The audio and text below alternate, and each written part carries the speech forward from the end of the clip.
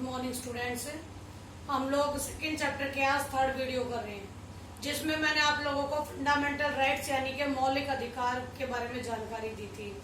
इसमें इससे पीछे वाली वीडियो में हम लोग आपको दो समझा चुके हैं, जो दो आप लोगों की ये अधिकार हैं, जिसमें कि समानता का अधिकार और स्वतंत्रता का अधिकार, ये दोनों ही हो चुके हैं। ठीक है, आज हम लोग थर्ड, फोर्थ और फिफ्थ करेंगे। इसे नेक्स्ट वीडियो में बेटा मैं आपको सिक्स्थ वाला कंप्लीट पूरा का पूरा समझाऊंगी, क्योंकि अकेला एक वही है जो आप लोगों को प्रॉपर 6 मार्क्स में पूछा जाए। ठीक है, ये सारे छोटे छोटे में भी पूछे जा सकते बेटा, 1 नंबर में, 2 नंबर में, 3 नंबर में।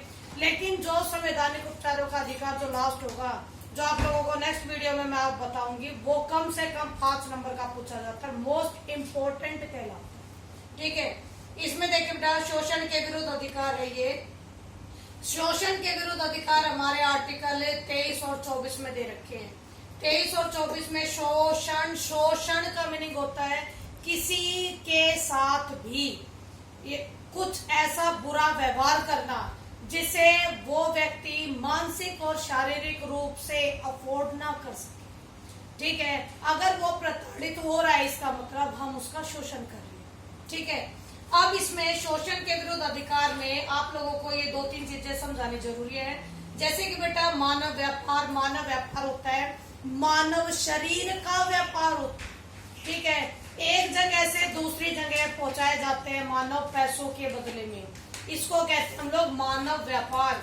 जो ये आप लोगों का मानव व्यापार है, इस पर हमेशा रोक की बात कही है हमारे संविधान ने, क्योंकि सबसे बुरा व्यापार माना जाता है मानव का व्यापार। कई बार न्यूज में आप लोगों ने सुना भी होगा कि जो लड़कियां हैं उनको खरीदा या बेचा जाता है, या फिर आपके छोटे छोटे बच्चों को अगवा कर लिया जाता है, विदेशों में बेच दिया जाता है, या फिर उनके हाथ पैर काट दिए जाते हैं, आंख फोड़ दी जाती है, उनसे भीख मंगवाई जाती है। कुछ ऐसे सिस्टम आप लोगों ने सुने।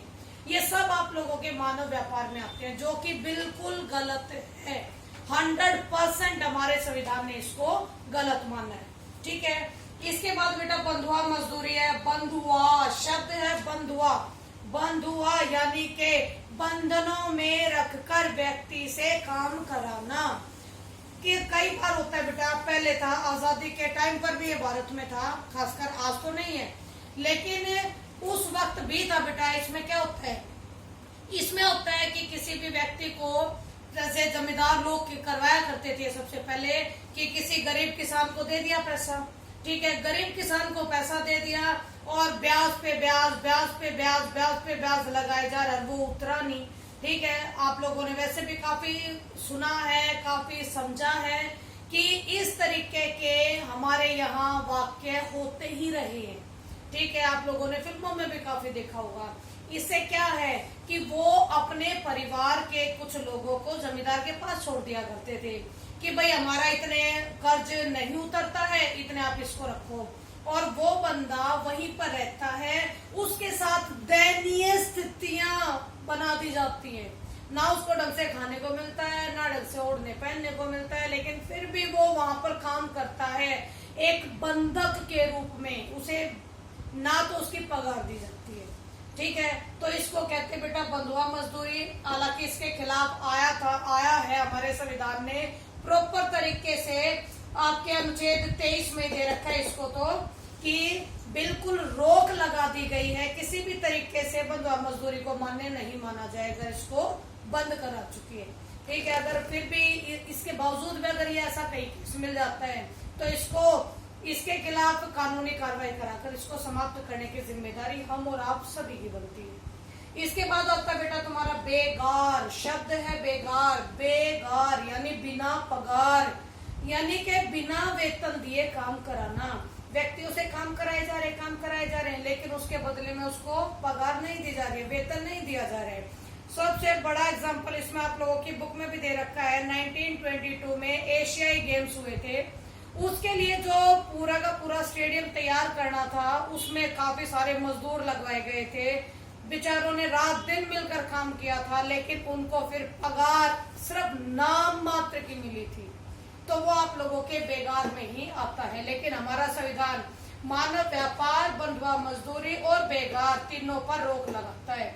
ये हमारे संविधान के अनुच्छेद 23 में डिक्लेयर किया गया है। ठीक है, इसके बाद है बेटा जोखिम होता है जिसमें काफी खतरे की संभावना हो। जोखिम वाले कामों में बच्चों से मजदूरी कराने पर रोक लगाना।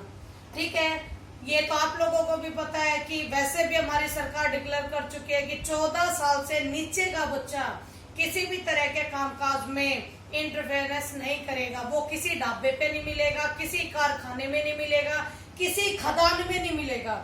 और बेटा खदान और कारखानों में तो जोखिम वाले ही काम होते हैं। यहाँ तो बिल्कुल बैन है कि किसी भी तरीके से किसी भी बच्चे से इस तरह के काम नहीं करवाए जाएंगे। ठीक है, इसके बाद बेटा आप लोगों का कि इसमें जोखिम भरे कामों में बच्चों से मजदूरी कराने पर रोक में महिलाओं के साथ भी जो दयनीय स्थितियां बनाकर काम कराया जाता है उस पर भी रोक हमारे संविधान में। ठीक है, इसके बाद आप लोगों का 4th फंडामेंटल राइट्स है धार्मिक स्वतंत्रता का अधिकार। सबसे पहली बात भाई ये इंडिया है, ये डेमोक्रेटिक कंट्री है। इस डेमोक्रेटिक कंट्री में दो चीजें सबसे महान है। ठीक है, जो आप लोग राजनीति में आए दिन देखते भी होंगे, एक धर्म एक जाति, एक धर्म एक जाति। बार बार कह रही हूँ, ये धर्म और ये जाति, ये दो एक ऐसे जहर है भारत में जो हमेशा भारत को धीरे धीरे धीरे धीरे करके निगलते हुए चले जा रही है। ठीक है, तो जो धर्म, इसीलिए प्रॉपर इसको फंडामेंटल राइट्स में डालने की जरूरत महसूस करी हमारे संविधान निर्माताओं ने।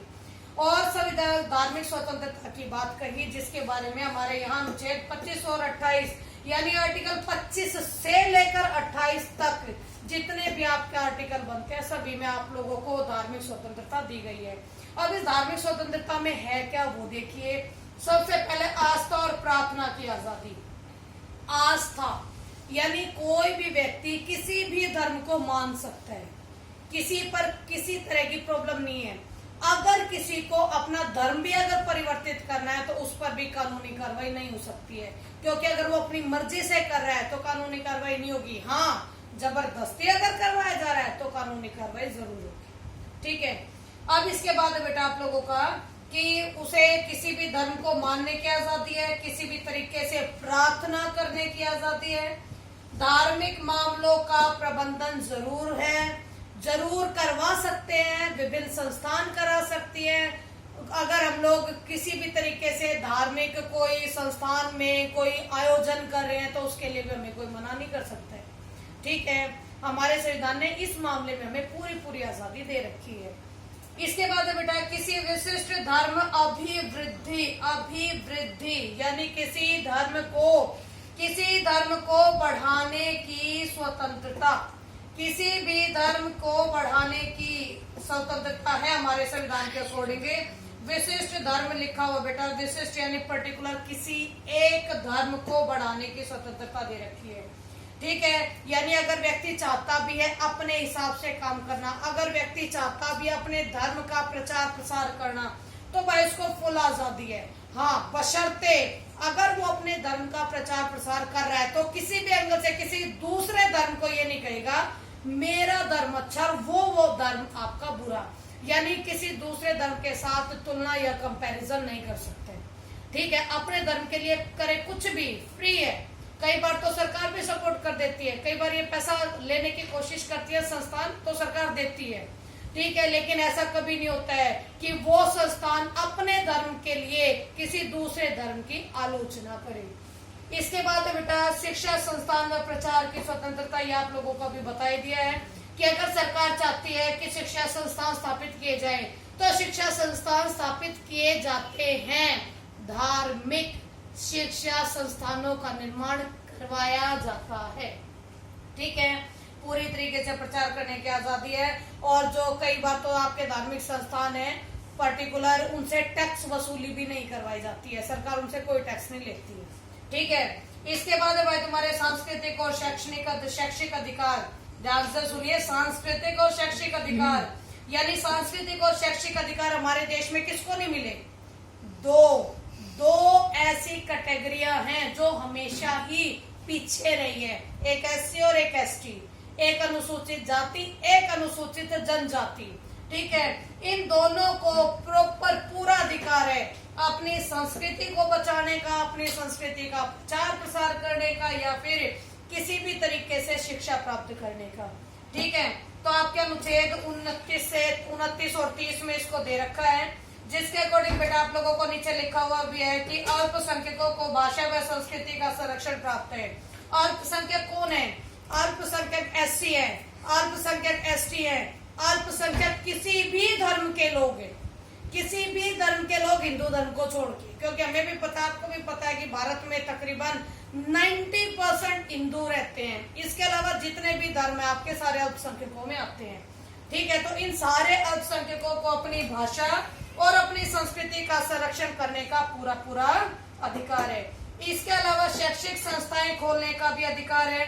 शैक्षिक संस्थाएं यानी अगर ये अपने धर्म के लिए, अपनी संस्कृति के लिए अगर ये प्रॉपर कुछ संस्थान खोलना चाहते हैं तो 100% फ्री है।